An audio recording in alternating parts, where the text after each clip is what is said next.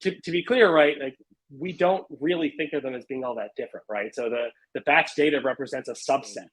I expect every engineer who we're going to hire, who's going to stay with us, to have a sense of responsibility for the work that they do. You're a junior or a more experienced person and a less experienced person, but often those develop into just true teams of peers.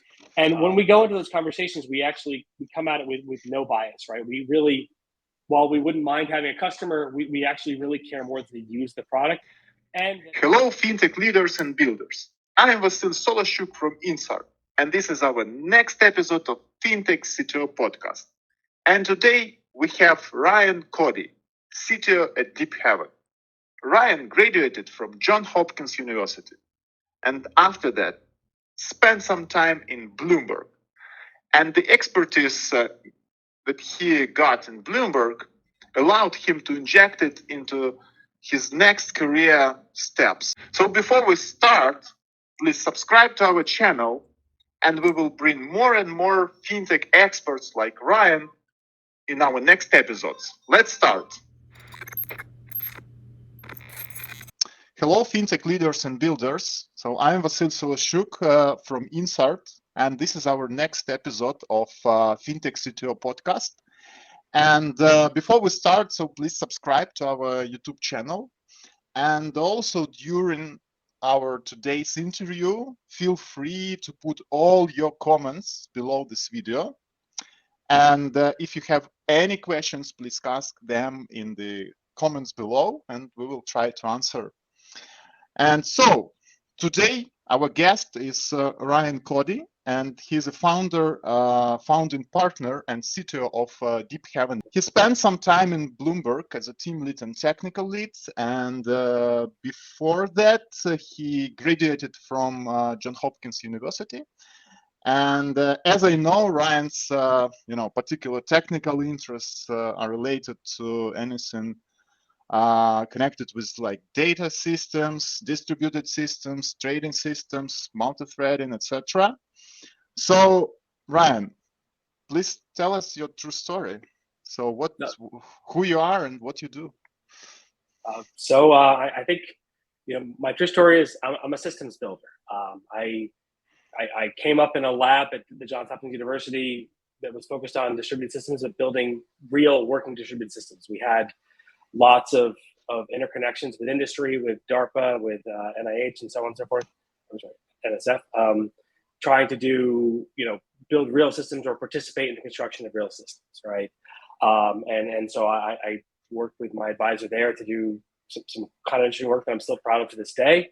I went from there to spend nearly 6 years at Bloomberg building order routing networks, initially for equities, but later for a much wider class of assets.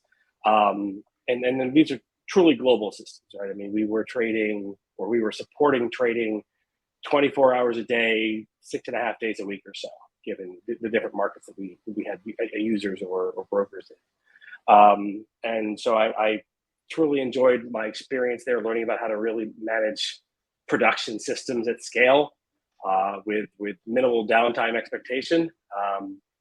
And then from there, transitioned to working at Walleye Trading, which is a proprietary trading firm and an options market maker with kind of technology, mostly with a high technology focus, right? So, you could think of us as sort of high frequency trading, but my role there was less in the kind of classical lowest latency tick to trade development, but also more on the high throughput side of things, because option market making is quite high volume relative to equities, for example. But also while I was there, I was one of the initial developers on the product that gradually grew into Deephaven. Initially, we built it up as a tool for our own internal researchers to do kind of more bulk historical analysis, but it very early on grew into a real-time system and has continued evolving from there. All right, so back to Johns Hopkins University. So as I understand, you participated in the distributed systems and network lab. Mm-hmm. So, and most likely it somehow influenced your further career. So maybe you can tell us a little bit more here. Is it true? Certainly true. So I worked at the time under my advisor, Professor Yair Amir, who is still there at the Johns Hopkins University and still running the lab. At the time I was there, it was called the Center for Networking and Distributed Systems, CNDS, but I think now it's Distributed Systems and Networking, DSN. And certainly my peers in that lab and my mentors in that lab were influential on my work, on my career path, on my interests. I mean, really just some of the brightest people I've had the pleasure to know and work closely with. I loved the kind of work on high performance, but also high guarantee distributed systems, right? So one of the things I helped contribute to at the time was a group communication toolkit called Spread. Group communication is another word that's kind of similar to messaging middleware or other kind of pub sub systems, right? In this case, it was focused around a particular model for distributed consistency called extended virtual synchrony, which you read papers about. It's quite an interesting model. It's a little different from Paxos or what have you, but it's certainly relevant and capable. I also worked on some other smaller projects like a tool called Whack-A-Mole, which we built on top of Spread to do basically IP address failover for kind of a DNS round robin or similar situation, right? I worked very closely with some great developers on that. I was certainly by no means a team of one, but it was really just a great time. I enjoyed my studies at Johns Hopkins tremendously. I also worked or spent some time, visiting friends in the storage systems lab there under a professor named Randall Burns, who I think also very influential for me. I really enjoyed his classes and enjoyed learning a way of thinking about storage systems and distributed storage systems from him. So it was a great experience for becoming. Like for many technology students after the university, maybe some kind of big enterprise like Bloomberg is a good career step, like a first career step. But what exactly catched your eye specifically in Bloomberg? So why Bloomberg to start? Well, that's a great question. So I mean, some of the reasons were frankly just personal. I mean, I wanted to be in New York at that time. I'd had a long-term girlfriend who I've now been married to for 16 years. And I knew she would go back to New York after law school. So New York City was appealing. Some of its process. Bloomberg was at the time an incredibly efficient interviewer. They were doing great on-campus recruiting at Hopkins. They moved me through the process and had me a good offer for that particular time period. Well before other interviewers or other companies who I was interested in even become available. And the other types of places I might have looked at the time were mostly California based, and so it wasn't necessarily where I wanted to be geographically for my personal life at that time. And I never really, I mean, the other big thing that comes out of Johns Hopkins would be defense, just because it's located in sort of the Maryland area. So you've got Northern Virginia, Maryland with a lot of defense contractors, and I never really wanted to go into that line of work myself. So Bloomberg was a very natural choice for me, but also I had a mentor at Bloomberg who I'd interned under a few years before, who I thought extremely highly of and still do to this day. And his recruitment pitch was influential. I mean, he later on ran R&D at Bloomberg, and then later on and ran other groups at Bloomberg. So he was a fairly senior manager, but his story, his personal recommendations were valuable to me. Also, just honestly, the people who interviewed me when I was at Bloomberg were just stellar, right? There were some really, really intelligent technical people there, and I know for a fact that there still are because I have some good friends there to this day. So it was a nice step for me in a lot of ways. But I wanted to solve real world problems, and they gave me an opportunity to do it. Okay. Like the next step actually was Walleye Capital. And what I know about Walleye Capital, so they say that they are established technology-driven investment advisor, headquartered in Minnesota, and they have 3.9 billion of investment capital under management, and this is a hedge fund, and they also say that they seek to build talent density across all areas of their business and provide their team with world-class resources for optimal results. And now they're about like 200 people already. And actually, for many years, Walleye focused on options market making and arms race of an industry comprising teams of ML quants, low-level system developers. So actually, my question is here, so what was so interesting, like in smaller company anyway, comparing to a big one, Bloomberg, in Walleye Capital for you? For me, it was about the organizational structure of the company, the quality of the team, and the quality of the work, right? So I joined Walleye at a kind of interesting time when they were a little smaller than they are now, both in terms of headcount and also in assets under management. And before they made kind of the true transition to being a multi-strat fund. So at the time, it was heavier weight on the options market making. Kind of gray box trading was more nascent at the time. Certainly, they were doing some amount of algorithmic trading, but it was a little bit of a different bent and different technology stack at the time. But at that exact time in their history, the CEO was also Pete Goddard, my partner at Deephaven, was also sort of the direct manager for all of the developers, all of the software engineers, and so it was a very flat structure. Where one could have a lot of agency, a lot of autonomy, and a lot of influence on what we were going to build. I mean, I enjoyed the interview process. I enjoyed the colleagues who I met at that time and who I later worked very closely with. And I just remember my meeting with Pete, relaxed, small hedge fund kind of attire, completely different from what you see at a bank, right? Ripped jeans and a t-shirt, right? And it made me feel very at home, right? But so they, as you mentioned, they're Minnesota-based, but they, in terms of that's where several of the partners sit. But the technology team was often pretty heavyweight in New York as well, and so I worked very closely with New York-based developers as well as Minnesota-based developers in my time there. Okay, like talking about the flat structure, actually, you, as I understand, you had several roles there, like a technical lead and also a team lead. So what's the difference?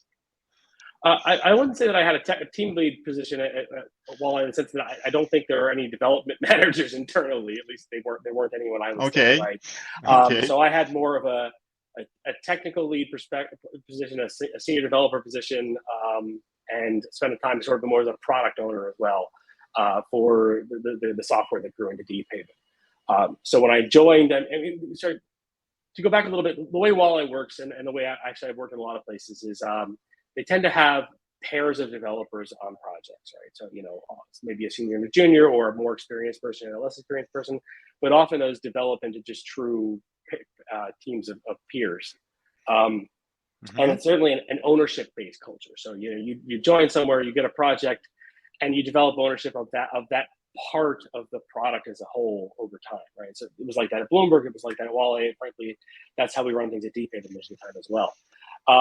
So there was a lot of chance to learn and grow, work with great peers, great mentors at that time, right? So, I joined, again, I mentioned I joined the project around the software that became Deephaven. There was another developer who'd probably been with Walleye about 5 years then, and he was spearheading it sort of as the architect. And I learned a tremendous amount from him about data systems development, about both the needs at Walleye, but also the needs more generally, because he remains somebody who's just excellent at kind of keeping his fingers on the pulse of that segment of the industry. And we worked very closely together. We had complementary skills. I was maybe a little more production oriented, distributed systems oriented, and he was better at understanding our users, what they really wanted, and how best to serve them. And then we had a third partner who was on that project who was more about sort of representing the end user's point of view, and that's Chip Kent, who's the chief data scientist at Deephaven, still one of my partners today. Sorry, go ahead. You mentioned, by the way, about the ownership culture. So very interesting topic, I think. So how can we achieve this ownership culture in the company? So what are your best practices here? Well, so it's something I think it starts from when you have a new hire. You look at their skill set, and I mean, ideally, hopefully, you're hiring somebody with a skill set that actually maps to the problems you're trying to solve in your business. You look at the available products, and you think about like where can I develop depth in the team, right? Where can I expand our capabilities by giving somebody a new portfolio or adding somebody to an existing portfolio. For example, we recently had a new hire at Deephaven, pretty senior guy, great experience as a developer, mostly in C++ and embedded systems, but that's not necessarily the problem set we had, but certainly he had the right computer science skills to take over some work that we wanted more developers to be aware of, right? So he became a co-owner of a piece of our software, which is our community edition's gRPC-based API for data transfer, right? We call it Barrage. And the way to get him to that position of being a co-owner was to give him a series of projects of gradually increasing complexity, depth, degree of difficulty. That's gave him basic skills, taught him how to test that system, taught him how to enhance that system, taught him the theoretical background behind that system, and gradually expanded his capabilities to the point where, if we have a project to work on there, it may be him who gets the job, or it may be the original developer who founded that sub-project, right? And they're both equally competent candidates at this stage, I would say, for most parts of it. And so it was a multi-month process, but in this case, I would say it was successful. And I think that's a pretty good model part of it, is to have a plan of projects with a common theme, so that you, rather than going broad, go deep, right? Give somebody the chance to actually deeply understand at least one part of the system, so they can start from that as a jumping off point as they go broader in their understanding of the entire system over what I would hope is a multi-year career, right? Because hiring developers is expensive, teaching developers is more expensive, and you'd like to bring in people who are going to become great contributors and have long careers with you, right? Yeah, right. I will agree with you that the hiring and onboarding is very important for building the whole culture for your company, because these processes are probably the key to the success of the developing the overall culture of your company. And okay. Tell us a little bit more about your meeting with Pete Goddard. So what happened? So at that point, I finished two days of interviewing, one in New York with the New York-based developers, and one in Minnesota with the Minnesota-based developers. And I was young, I'd been at Bloomberg my entire post-college career, post-university career.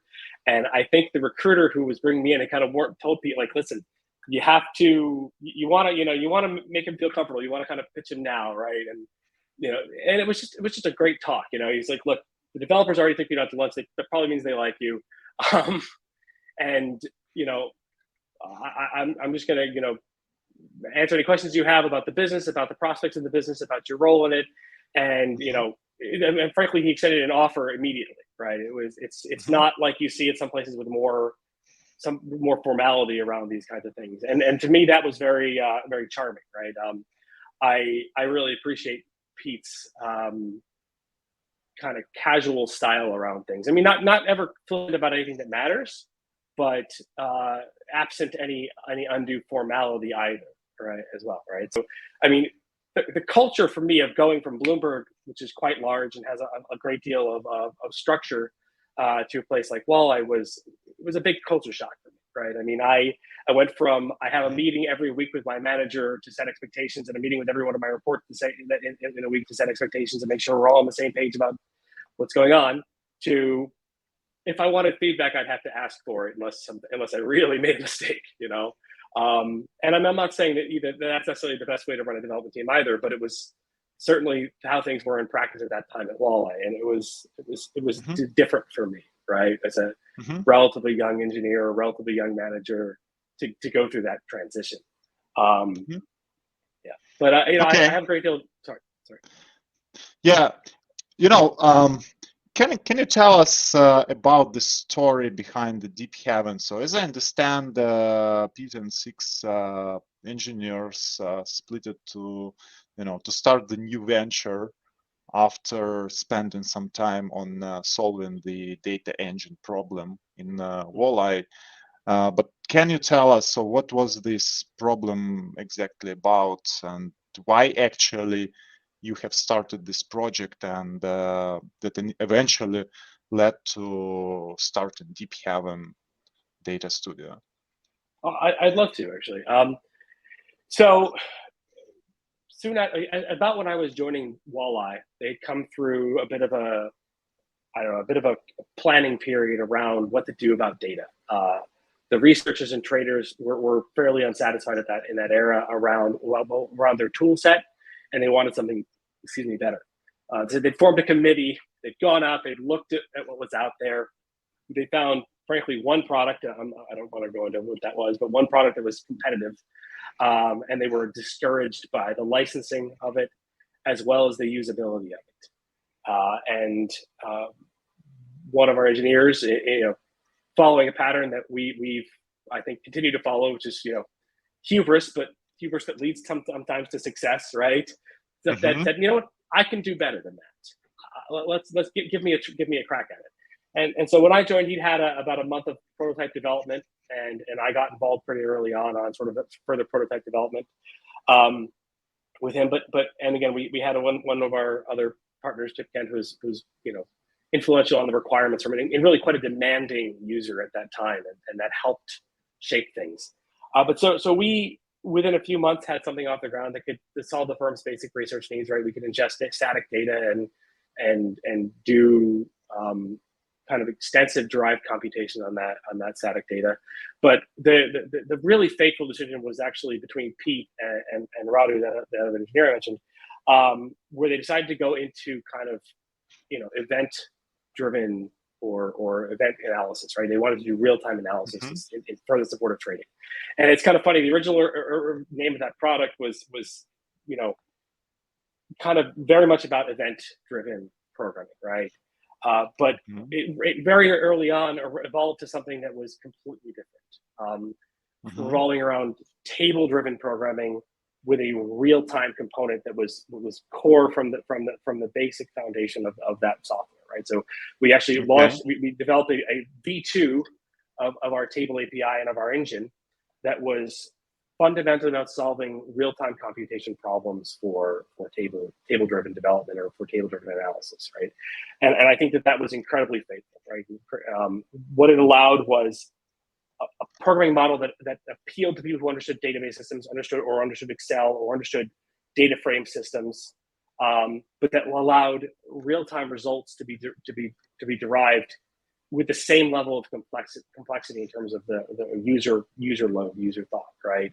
And that absolutely ate all data workloads at Walleye within a year, let's say, right? So every trader was using it for their interactive experiences. They were using it to run their trading algorithms. They were using it to tweak knobs and analyze the performance of their trading algorithms.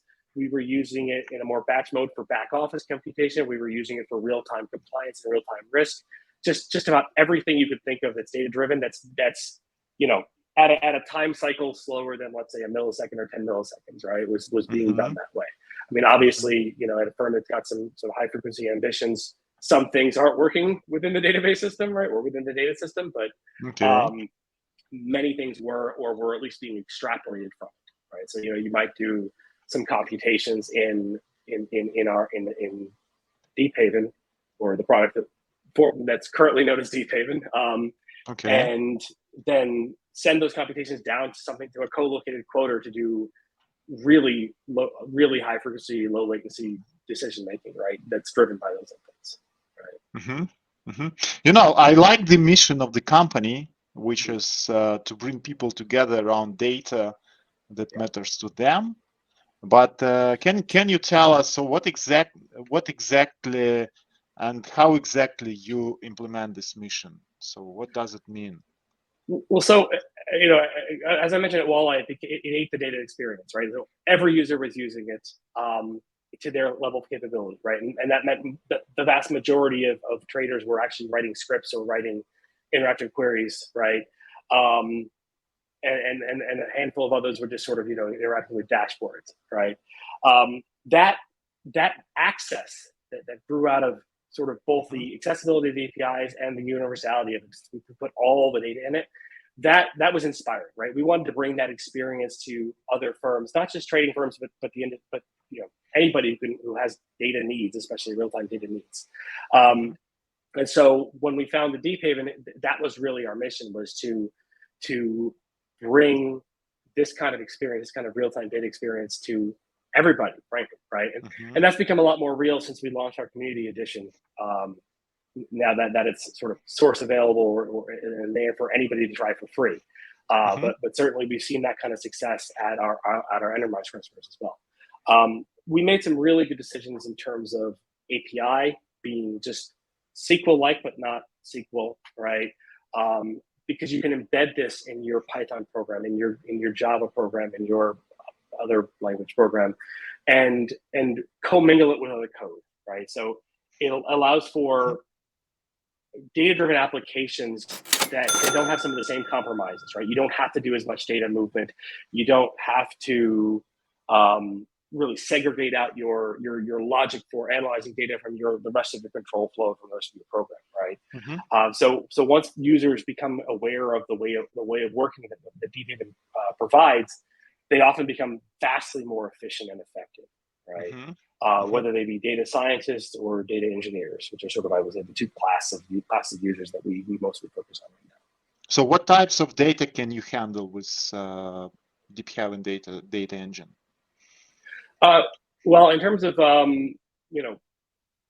just firstly, I would say we don't have any particular special sauce around unstructured data, right? I mean, yes, you can throw unstructured data into Deephaven, but primarily, often the first thing you're going to do after that is either try to add structure to it by breaking up the feeds or doing some kind of analysis, or ship that off to some other component that's going to do feature tagging or whatever you want to actually add to kind of augment it, right?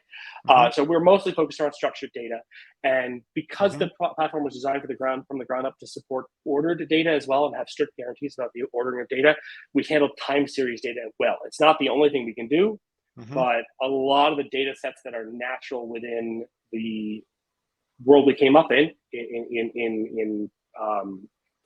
trading, in finance, our time series data sets are kind of naturally ordered append-only data sets. But the engine itself doesn't have any particular requirement that data be time series, right? It's not strictly a time series analysis platform. Yeah, but can it be also batch files, like any transactional data sets or like event streams? So we can handle a great deal of inputs, right? So our enterprise format has its own kind of a persistence format that we use for real-time persistence, which we do kind of in a novel way, in the sense that it is ingested in line in a hierarchically partitioned way, where you've got sort of append-only partitions that are coming in and distributed to a often quite wide pool of query workers that are implementing individual different applications or interactive experiences, in line with the ingestion, in line and sort of often ahead of the durability, because we're usually using some kind of an upstream source that is itself durable and thus replayable, right? That can be our own binary logging format on the ingest side. It can be Kafka. It can be Solus. It can be anything like that that's giving data.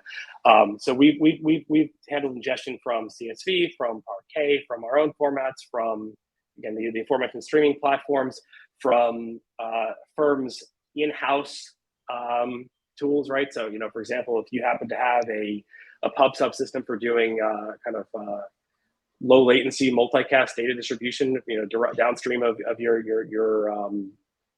exchange feeds, we can subscribe to that with the same APIs you use for any other part of your system and ingest that data either as a persistent source of data or as an in-memory table. And again, we don't really have a lot of restrictions on the kind of data we can represent in memory, or the kind of data chains we can represent with our query engine, right? So, we've got some white papers up about our model, but we can support, kind of arbitrary changes to tabular data and propagate that through a directed acyclic graph that occurs naturally just from you writing a query, deriving tables from tables from tables and tables, right? So, you have a source table that's, maybe your raw feed. You might filter that down to something that's more interesting to you. You might regroup it along other lines or resort it, along timestamp if you've got race conditions upstream. And then let's say that first one was your quote, since we have a fintech audience and we'll talk about, financial applications, right? Say that first stream was your quotes and you've got another stream that represents trades, right? So, from a given exchange, you might then take those trades, stamp them with a quote at the time of trade, and now you've got something that might be interesting to your downstream analysis engines, right? Or you might be computing options Greeks in some black box and outputting that as structured or data that we can again similarly stamp onto your quotes or your trades and give you a kind of a unified view of all these things. Right? And these are just simple time series joins. I mean, I'm talking about a single operation in most cases, right? That's part of the power of the system, right? Or part of the power of any kind of tabular system that has time series capabilities, right? One thing catch my eye, among your principles, stream versus batch is a false dichotomy. So, because, in many cases, like you either use batch processing if you already have some data set, or you, use some streaming data processing tool if you have a data flow. Yeah, but what does it mean? How do you implement this principle in your data engine? Well, that's a great question, and I appreciate the topic, actually, the prompt. To be clear, right, like we don't really think of them as being all that different, right? So the batch data represents a subset. As one of my colleagues would like to tell you, in his own words at least, right? You could think of a batch data set as simply an append-only stream that's not growing anymore, right? Or maybe a set of append-only streams that aren't growing anymore, depending on how you partition things.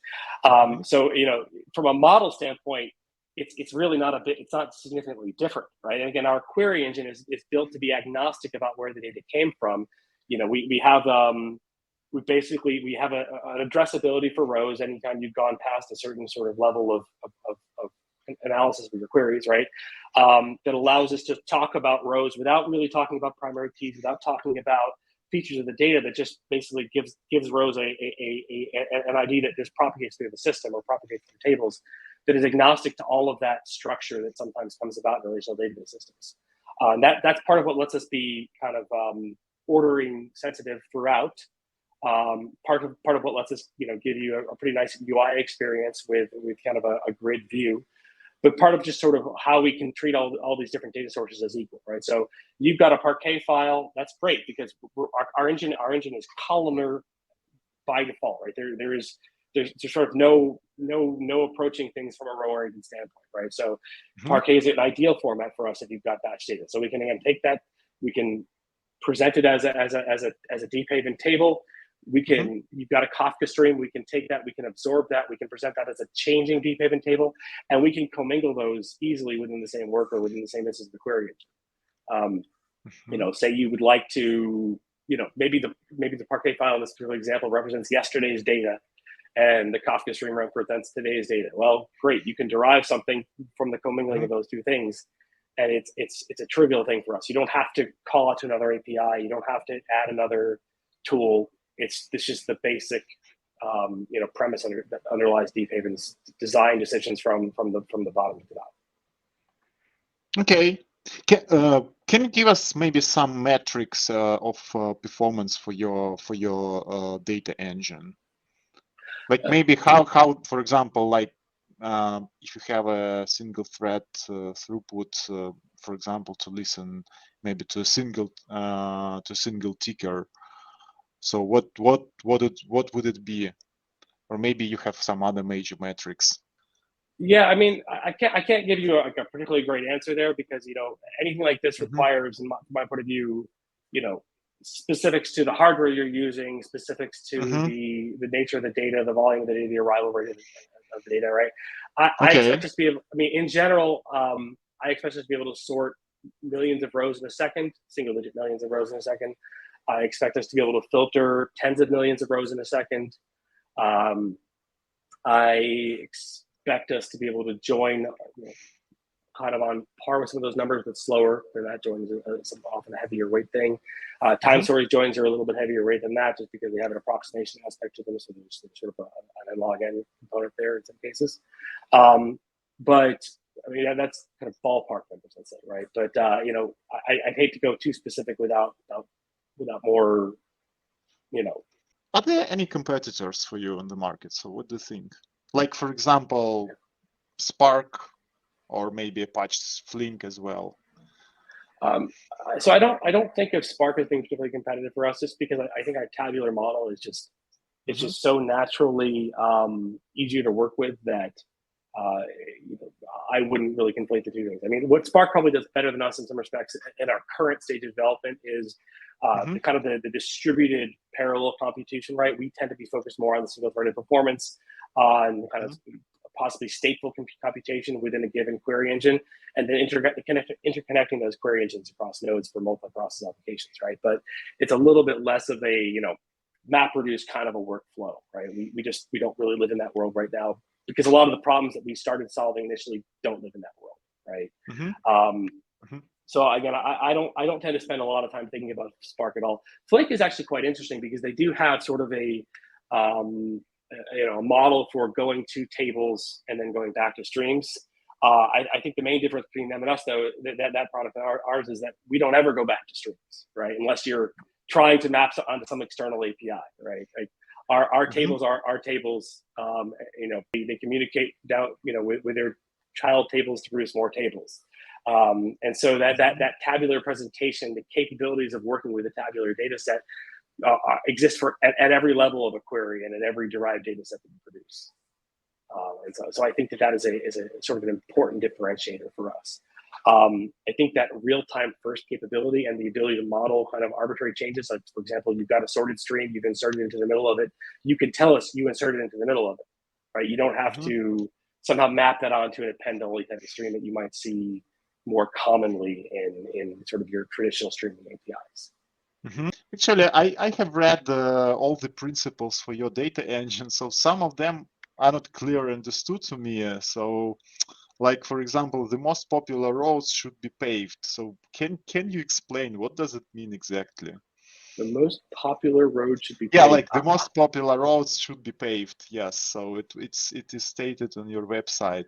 Oh, because that sounds like some. All of them are pretty clear to me. So, for example, like ease of use and documentation matter a lot. So I will agree because we deal with many APIs, like when we do some kind of integration project, and if API is not well documented, so this is a huge waste of effort for both teams on the third-party API team and on our side to clarify any misunderstanding I'm not familiar with that particular line from our marketing speech or our communication efforts, right? But I mean, I can certainly take a crack at trying to explain what my partners might have meant by that.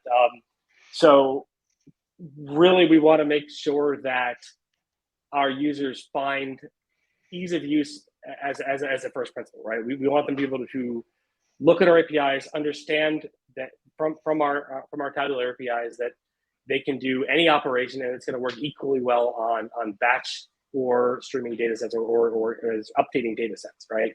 And we want to make sure that they don't have to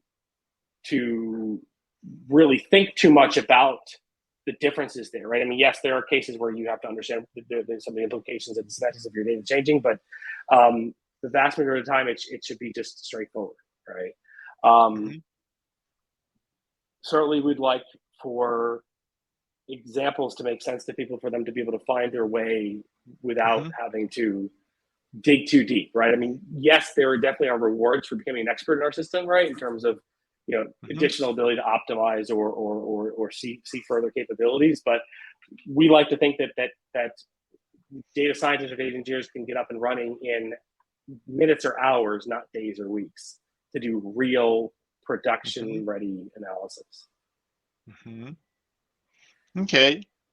Yeah, you mentioned actually as I understand, you're like a co-founder and partner in Deephaven Mm-hmm. as well, and as I understand, you have like several roles, like a partner, CTO, head of development.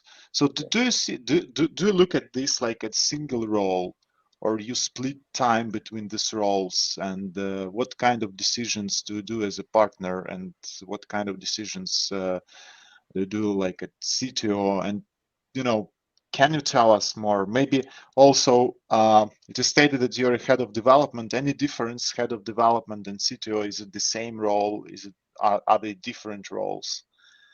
That's a great question. So, I mean, I would say at a startup our size, everybody wears a lot of hats, right? I mean, I wear certainly a few. I still write code. I do a lot of code review. I serve as I have a technical architecture role. I help decide what we should work on next. So that's sort of a business development hat that I wear sometimes. I'm involved in hiring, so a little bit of a human resources hat sometimes, right? Okay. Although usually not, because we outsource most of that sort of thing to a PEO. I'm involved in sometimes higher level strategic decisions with my partners, like Peter, CEO, and so there's and all of that sort of tends to flow pretty fluidly, actually, a lot of times, right? So I mean, there are times when you're wearing just one hat, but most of the time it's a little bit of all the above. And it can pull you in a lot of directions. It can be really hard to find the focus to be a productive software developer, for example, while you're also trying to make sure that people have the right feedback that they need on architectural decisions that they're making, or that the firm is pointed in the right direction. And again, I happen to be lucky enough that I work with some really great partners who, bring a lot to the table in terms of individual expertise. It's not like I'm exclusively setting our technical direction. I mean, one of my partners, Charles Wright, is every bit as involved in that as I am. And in practice, you can almost think of him as CTO of the enterprise side of things right now, and me as CTO of the community side of things right now, because that's where I'm directing my efforts at this stage, is primarily our community version. So, I guess you could say so. I'm not sure that CTO and head of development are especially different roles at our size. I imagine in a larger company, you'd want to sort of split those things out a little bit more. I think when that title was added, head of development was becoming a popular title within some of the financial firms, and we wanted to make sure that it was well understood, sort of where things were breaking down. Right. How many people are in the engineering team right now? So Deephaven itself, last I knew, about 43 people. Of those 43 people, 41 are developers, at least to some extent, right? Maybe 40, right? So we've got a designer who writes some code. We have a documentation person. She's a kind of an English PhD, I think, by training, but again, probably the best technical writer I've ever met, and she came up on it actually on the job with us. And we've got Pete, he's only an aerospace engineer, right? He writes a little bit of code too, right? But everybody else is frankly an engineer first, beyond anything else, right? Some of those folks are wearing a QA hat, and they're writing code for testing automation, as well as working as serving as example customers, the data scientists, data engineers, trying out our product and making sure that the quality is maintained. Some of those folks are deployed as professional services engineers at our customers on the enterprise side. Some of them are working on the enterprise product at its core. Some of them are working on the community product at its core. Others are devoted towards our web front end, which is shared between enterprise and community wherever possible. So it's really a pretty diverse set of talent, but frankly, they're all engineers, right? Yeah, but it's pretty big team, like 40 engineers. So how do you structure this team? Like, do you have any kind of like squads, sub teams, maybe working on some different parts of the system? So yeah, absolutely. So firstly, we've got a kind of a higher level of structure that's basically just really one level of management that's trying to keep people kind of organized based on the broader group that they're part of, right? So again, as mentioned, the web developers, they kind of are one team. The core community software developers are another team. The core enterprise developers are another team. The professional services developers often actually tend to be more embedded at the clients, and so they tend to actually kind of have their weekly structure set actually by the clients that they work closely with, and the managers and peers that they work with there. QA is also a team loosely grouped with DevOps and CI.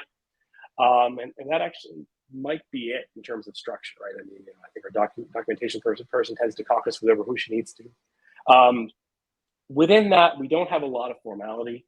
As I mentioned, it tends to be around ownership, right? So, we have kind of sub-teams that form organically and dissolve organically when there's not enough work on a given area, right? So right now we have a team of 3 that is kind of caucusing together, meeting together, probably on a several times a week basis to talk about how to progress our C++ API on the community side and how to layer the Python API that we're extending on top of that C++ API in order to deliver a more performant real-time data experience to remote clients. And so they've been meeting together probably a few times a week for a month or 2, and they'll likely continue that effort for a few more months. And when the product is done, they will likely go back to not meeting as a group, right? And again, so that sort of structure just, again, tends to form organically based on what's important right now, what are our goals, and who's gathered around those different projects. So can we say that the structure is pretty flexible, like changing all the time, or I would say that some backbone structure, that is not changed maybe through years? Yeah, so I would say the backbone structure, we've had a particular partnership that directs the business, and those folks have generally managed one high-level team, sometimes changing teams as our business changes, but one high-level team since inception, right? And then we've got a few other folks who, just by virtue of being domain experts or have shown great expertise, have also managed teams within the business. But we haven't added any other formal structure at any time, right? So those kinds of organic teams that I mentioned or project teams that I mentioned, they tend to come into play and go away as needed, without a lot of advanced planning or a lot of formal structure, right? So we've maintained a kind of again, that same sort of flat structure for the entire time that we've been Deephaven, and I would say that's very similar to the way things work at Walleye as well. I'm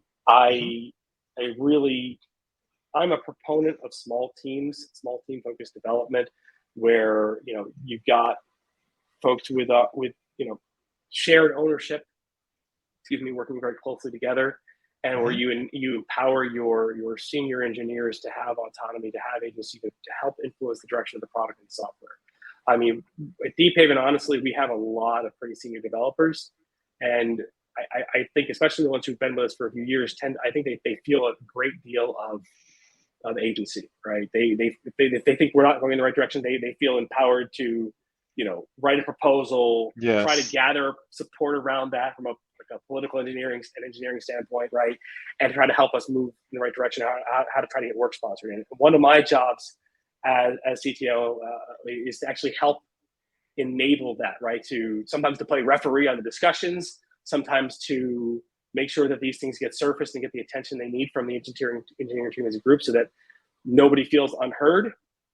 And so that because sometimes, in any team you have a mix of extroverts and introverts, and some people are going to go unheard unless you take extra steps sometimes to empower them. And I mean, occasionally to maybe say, look, the time is not right for this thing right now. Let's not spend much more effort on it, but let's keep it on the back burner as an idea, right? Because there are going to be times when somebody has a great idea, but it just can't be fit into the project plan because we have limited resources. And I like to think of this as, a pretty ambitious group for our size. I mean, we built a lot, but there's still only so many things you could do at once, right? I mean, I think, I remember Google at some point was talking about a few years ago about kind of cutting back on projects and trying to put more wood behind each arrow. And, we do have to be conscious of that from time to time because we only have so many resources. And certainly.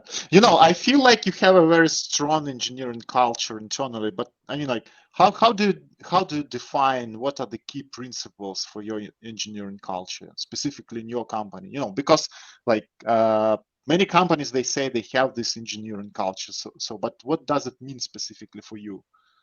Well, I mean, we've actually touched on some of these themes already, but we can revisit them kind of in a more focused way.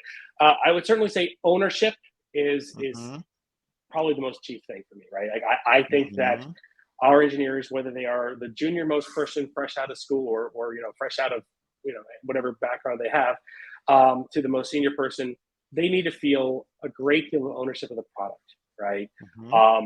Because I think with that comes agency, meaning they feel like they can influence the direction of the firm, or at least the part of the product they're working on. Autonomy, like the feeling that they can make decisions without having to constantly check those decisions with a manager or a more senior person. I think those three components, ownership, autonomy, agency, are probably the most important thing for us, right? And then beyond that, just those things also kind of flow into responsibility. I expect every engineer who we're going to hire, who's going to stay with us, to have a sense of responsibility for the work that they do, for the work of their team, and as much as they can influence their colleagues, review their code, that sort of thing, and for the direction of the company. I think that were you to interview our folks, you would probably find that is a common thread running through the culture. I mean, these are the kinds of people you want to work with. You want to work with people who feel that level of pride, of ownership, of responsibility.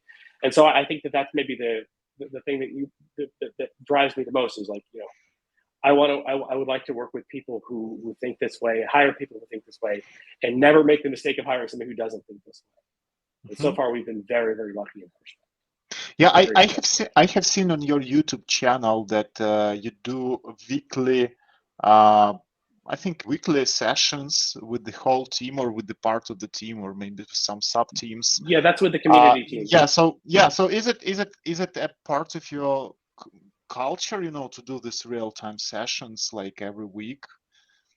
Well, so I would say radical transparency is definitely part of our culture. Making sure everybody knows about what the folks are working on is very important to our culture. And so we'll have, we try to frankly not have that many meetings. Right now, the community's core engineering team, we run 2 weekly meetings. We call them stand-ups, but they're not really actual stand-ups or anything like that. We don't adhere to a development methodology in that way, where people just talk about what they're working on, what their blockers are, what they need from their peers, try to socialize decisions that they think they're going to need input on, try to help people plan ahead for code reviews, that kind of thing, right?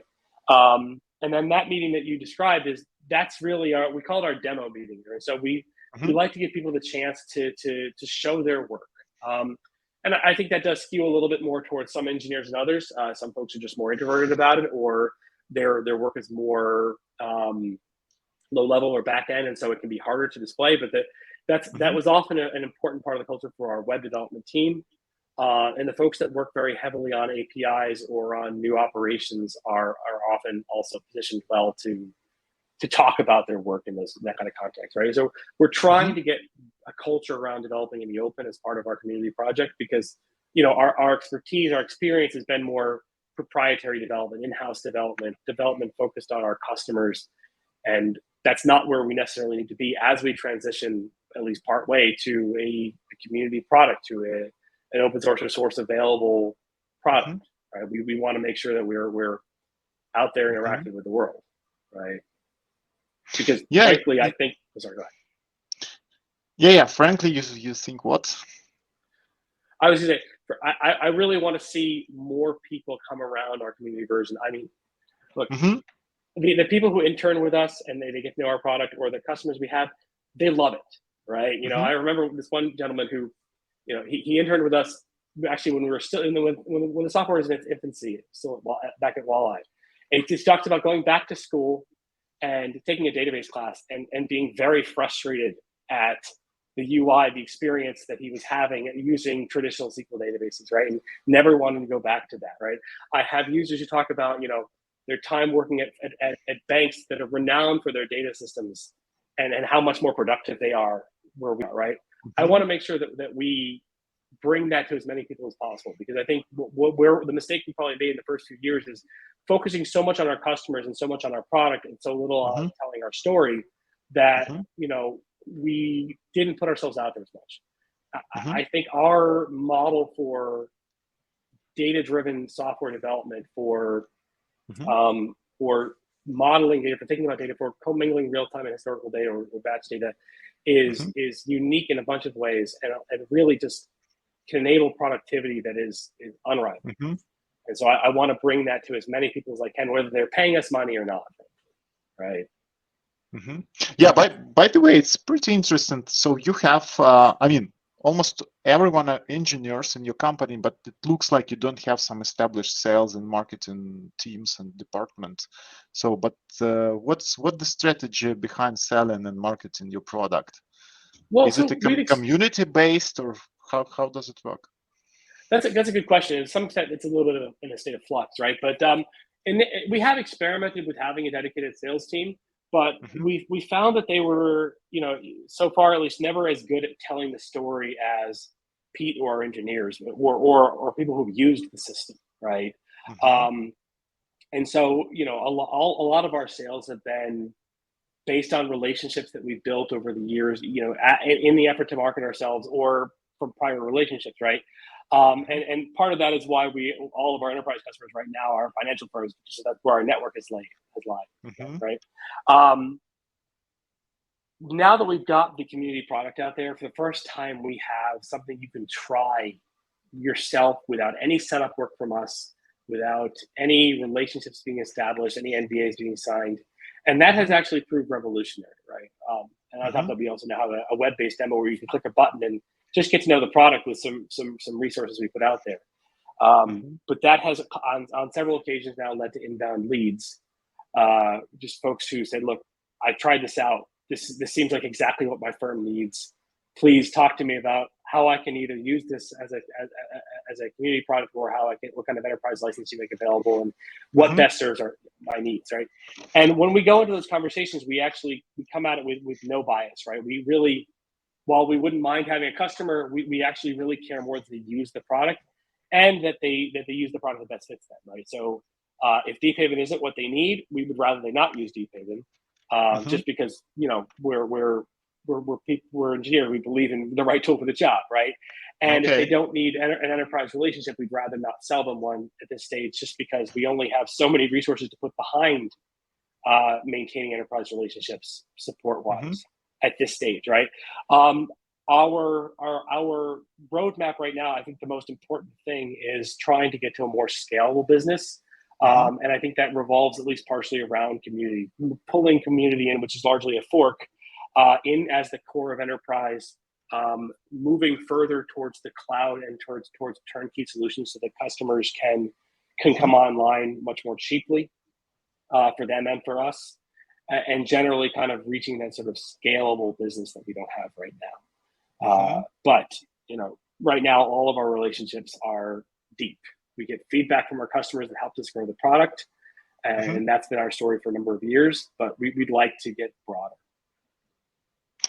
I've seen that you have like about 50 patents during the last 4-6 years, and mostly they are related to topics like computer data distribution architecture, data partitioning and ordering, query task processing, also computer data system, data source refreshing using an updated propagation graph, which I found pretty interesting, and some others like dynamic updating of query result displays, historical data replay utilizing computer system, etc. And I mean, like, back to some time I spent in IBM in 2009. I've seen that IBM tried to patent, everything they do, actually everything they do. So, like, what's your strategy here? So, what are the most important patents for your company, maybe? So, I think our strategy there was, especially in the early days of splitting off from Walleye and trying to become our own company, trying to establish a portfolio there that just showed what we had that was unique. I would like to think of it as more of a sort of a defensive mechanism more than anything else, right? We've never really had any IP-based litigation, and I hope to never ever get involved in any, because I think a lot of the software development community, myself included, has concerns about that sort of thing. But at the time, it felt important to us to try to establish in a bona fide way what was unique about our software, our IP, our product, our model. And so that was really the kind of the core focus of that push. I don't think we've actually spent a great deal of time on establishing patents since that initial phase. I mean, maybe we've added a few things, but I know that it hasn't been a major distraction for the team in probably 4 or 5 years now. I'm still thinking about you. You said that sometimes you do coding, yeah, and but you have about 40 engineers. So, and maybe several years ago, I attended the CTO summit by CTO Connect on NASDAQ, and it was a topic, in the discussion whether CTO needs to have hands-on work or not, just maybe to be updated with all kind of technologies. So what behind the coding stuff for yourself? So why do you still code, and why not just delegate to your team? Yeah, that's a great question. I think what it comes down to is myself, my partner, who's sort of our other chief technology architect. We are some of the founding engineers on the product. We have a deep knowledge, and we like to keep our hand in, right, to help move forward.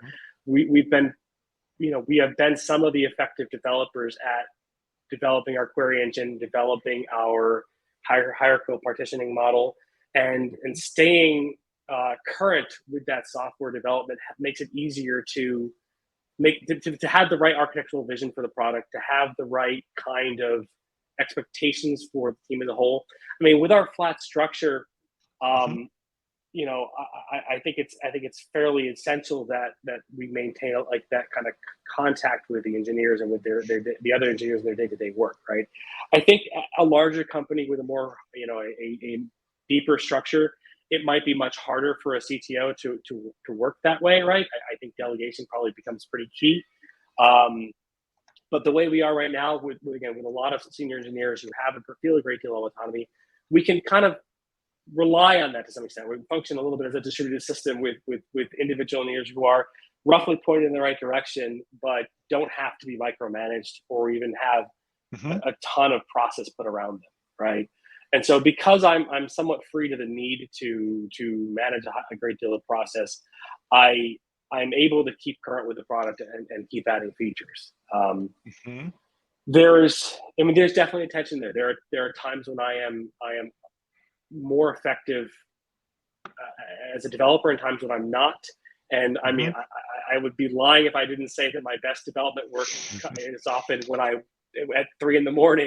when I've just got a bee in my bonnet and I can't let it go and I don't have anybody else to talk to. So, it can be very hard to find enough hours in the day to juggle different priorities. But at our size, with the size of our core engine development team being what it is, it's so far been essential that we use all of our senior engineers effectively on the product, not just all of them minus the ones who have a management portfolio as well.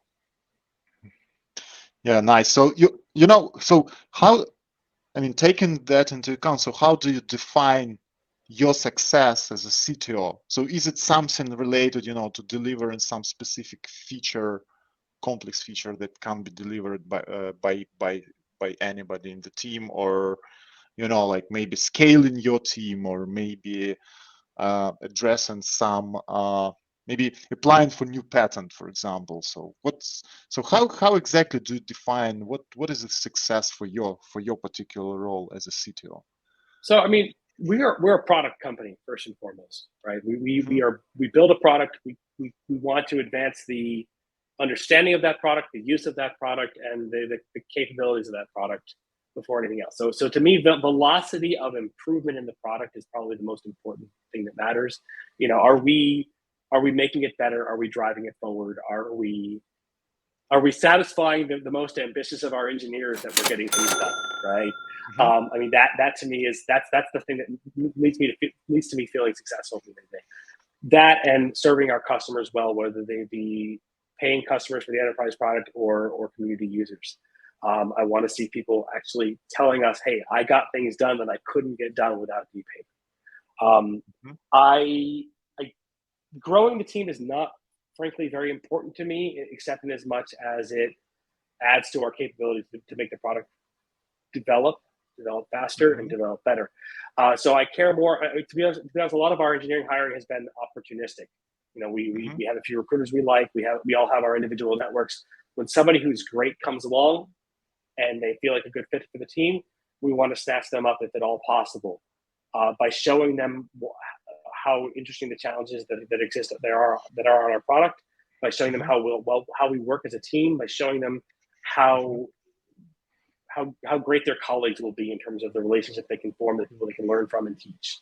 I mean, I think the other thing that matters to me a lot is the development of new hires, the development of the engineers that work for the team, making sure that they feel challenged, that they feel like their work is valued and valuable. And so I feel successful if the engineers feel content on the team, right? Do they feel like they're getting a lot done? Do they feel like the thing that they're getting done matter to the product? Do they feel like they're growing?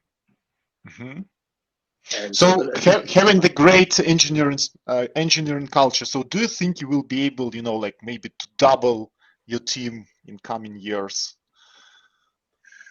I think we're going to have to achieve some of our ambitions around the product.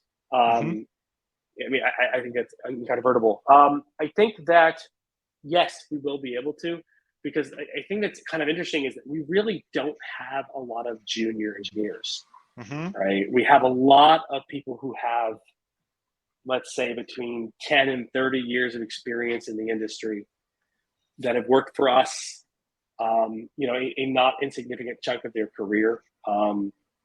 In some cases, other times we have people who we hired 6 months ago, right? But that pool of talent, I mean, not everybody's necessarily a managerially inclined, includes several people who have been team leads or managers at other firms, places as diverse as Walleye, Google, Bloomberg, and IBM, right? Whatever, a whole bunch of kind of businesses out there, right? Or other hedge funds. And so I anticipate that we can tap that pool of talent to try to mentor junior engineers and grow. I think there's only so fast you can bring in senior people, because firstly, you have to have challenging enough problems for them. And secondly, they can be a little bit more difficult in some respects to identify, hire, and kind of fold into the culture. Junior folks, I mean, yes, they require a lot of hands-on support, a lot of mentoring, but they also come a lot of times with a fresh perspective on what it means to work for a company. And so they don't have habits to unlearn, maybe. So I think that would be most likely our expansion efforts, at least my first guess at how we might expand. Yeah. So, but is your strategy more aggressive scaling of your team, or is it more organic? So what do you think? Up until now, it's been organic, honestly. I mean, we have had a couple efforts where we said, look, we want to hire 2 people for this or 2 people for that. And so we've established slots to try to fill. But I can count, I would say maybe 20% of the time have we been in effort trying to hire senior engineers to develop the core of the product, right? Most of the time, we are looking at who's out there based on the recruiters that we have existing relationships with, or based on our own networks, and just trying to bring in the right people to help ourselves grow. We've often engaged in more hiring pushes for folks around professional services. We decided to conjure a developer relations team out of thin air last year, so we had to try to hire a few people there all at once. But we're usually not in a big hiring push up until now.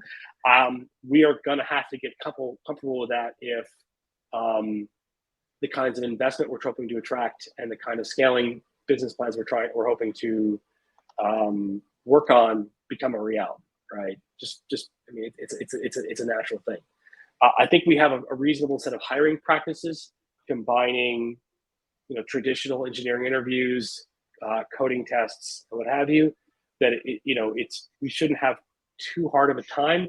But I think the most important part of the process for me is actually getting to know the folks we're going to hire, either myself or one of my peers from the partnership, to make sure that they understand what kind of place it is that they're joining, the expected contribution from them and the direction that we're trying to go in. And so I like people to come in with eyes wide open about the kind of work we're doing, the direction we're trying to take them in, and hopefully eager to be part of that. And so far, that's been very successful for us. I mean, we try really hard to communicate the realities of the business, both in terms of product development, customer development, investment, and so on. And nobody should ever be confused about their role or the status of the company.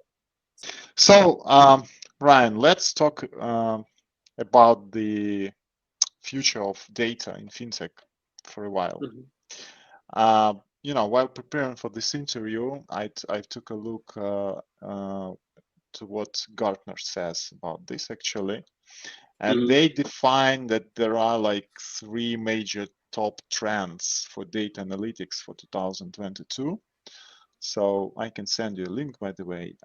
Sure, but in general, they say the first one is like activate diversity and dynamism, which is connected to any systems like adaptive AI systems, data-centric AI, metadata-driven data fabric, and and also the principle to always share the data. So the second one is augment people and decisions, which is actually, and they have a couple problems there, like to make insights relevant to decision makers. Data analytics leaders must deliver enriched context-driven analytics created from modular components by the business. But this includes prioritizing data literacy and putting in place strategies to address the scarcity of data and analytics talents. And the third one is actually institutionalize the trust, which seems to me pretty interesting and broadly discussed right now, that AI is becoming more pervasive, and yet most organizations cannot interpret or explain what their models actually are doing, resulting in a lack of trust and transparency. And that's why organizations are not prepared to manage the risks of fast-moving AI innovation, and are inclined to cut corners around model governance, including security, escalating the negative consequences of misperforming AI models. And eventually it can, lead to bad decision making and even impacting some pretty bad decisions, like impacting life or death. But what do you think? What are the most challenging trend for you, for your company? What's your focus for the next maybe year, 2, 3? So there's a couple different aspects to that, right? So firstly, this is sort of talking about Gartner's view of what's coming, right? What the trends are, and some of those are worth unpacking. And kind of talking about how we kind of interoperate or might intersect with those kinds of trends, right? So I mean, diversity and dynamism in terms of models, in terms of approaches, is kind of relevant, but also augmenting people. This is Deephaven, by the nature of our tooling, right? It's very easy to use for a lot of people from different backgrounds, right? If you can understand Excel, you can at least derive some value here. So I think that this is incredible when it comes to trying to empower decision makers, because they can go and do their own analysis in a lot of cases, or at least they can better understand the analysis that's presented to them for somebody else, right? They can read in relatively easy ways the script that somebody's giving them, the analysis people are doing, and understand the results, right? Traditional BI, business intelligence systems, revolved around, hey, I'm going to give a dashboard to my leadership and let them kind of consume that, and look, this pie chart shows something, and wow, look at the change from last quarter, right? I think that is almost antique now, right? I think that leaders should be able to actually get their hands on a keyboard, get at the raw data, and derive value from it efficiently without having to rely on these kinds of pre-canned analysis. I also don't think any analysis should be done quarterly. I think it should be done every second, right? And that's kind of the perspective that we've come at this kind of thing from, right? The compliance offices of some of our customers, they talk about how they are constantly on top of what's going on in real time. If they hear from FINRA or whatever, right, they can show them, hey, look, here's the analysis we do, and here's the answers to your questions. And often they can answer their questions rather than taking weeks to get back to them. They take hours to get back to them because they have to write a simple query and they're done. Right? It's just a different world when you've got if you fully embrace modern data technologies, if you fully embrace real-time analysis and easy analysis, right? Folks who've got their entire data set or the important part of the data set in Deephaven as some of our enterprise customers, it's so easy for them to just share new analysis with their peers, to share data access with their peers. Oh, I need this other table. Well, look, this other group already imported it. It's not proprietary to them. They're willing to share it with me. And look, I can enable an ACL system, and I can go touch that, and I can go add that to my analyses. Right? It's incredibly empowering for a firm to have that kind of relationship with their data, and I think that has been historically absent because so many data systems are siloed, either because the resource consumption needs to be protected, because there's not enough control internally to make sure that PII is not leaking out, or that other proprietary data is not leaking out across the firm where it's not supposed to. And modern data systems can absolutely enable a completely different model that empowers decision makers and at all levels within a firm, assuming folks are brave enough about this kind of thing, right? In terms of trust of AI, I have less to say about that just because it's not my area of expertise. I think that the important part is to rely on open source data systems or at least source available systems where folks can inspect the source code, can go to a community and try to get a clear understanding of what's happening there, or at least cases where you can share your analysis between teams. And we've certainly made efforts to make that a core feature of Deephaven, that individuals can share both their analysis and the source code to their analysis, the scripts that they write that produce their results. And so I mean, I think there's a lot to be said about that. I mean, obviously with AI or with any data system, right, you want to be doing inline surveillance of your data quality, right? You want to be looking at, look, does this make sense? Does this result set make sense? Does this jive with the inputs? If I change something, am I getting different outputs, and are they the outputs that still make sense, right? So, I mean, not just AI, but any kind of data system that you want to treat as a black box, it's essential that you have good governance around deployment of new models, deployment of new versions, and so on, right? You have to be able to kind of track the evolution of correctness if it changes at all, and certainly the evolution of performance if it changes at all, right? Correct. I mean, now in terms of trends that I see, I think the biggest thing that maybe was left off of this Gartner analysis is the trend towards real-time data. Right. I think that a lot of the big modern storage and data vendors that we're talking to are getting serious about real-time data for the first time. And whereas we've been serious about real-time data since inception. And I think that trend is going to be amazing what it achieves.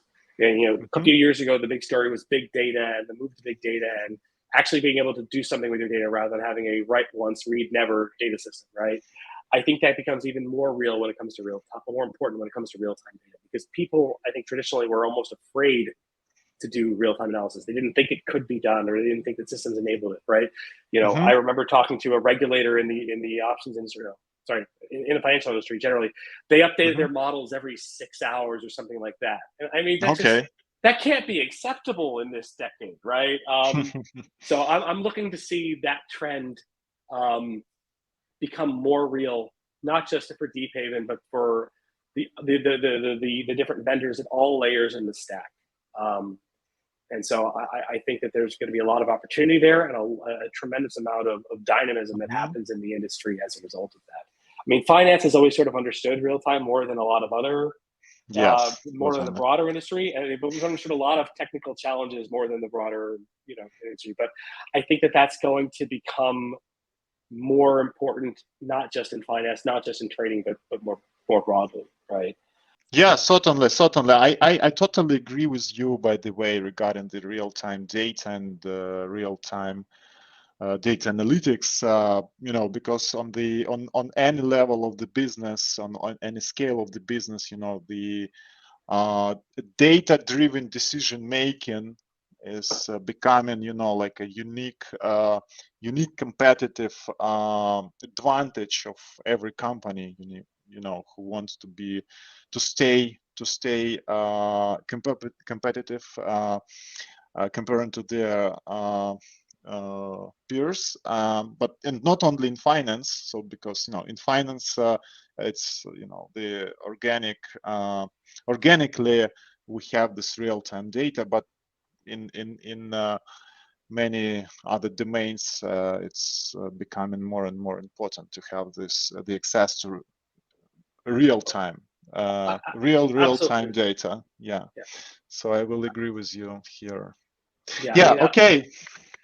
Yeah, Ryan. So actually, it was really a pleasure to talk with you today. So I think we're done for today, and thank you very much for all the valuable insights and all the interesting stories about the data processing and analytics. And I wish the very best luck to you and to Deephaven, and it will be interesting, to see how your strategy works going forward.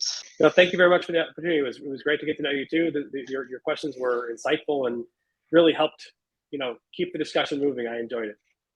Yeah, thank you, and to all our viewers and listeners. So don't hesitate actually to try Deephaven Data Engine. So you can Google it, or you can go. You will find the link in the description of this video. You can try community version.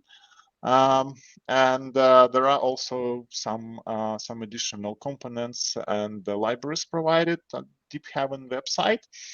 And also like this video, subscribe to our channels, and tell us what you think about the present and future of data software in comments below. And thank you for everyone, and stay tuned and stay healthy. Bye bye.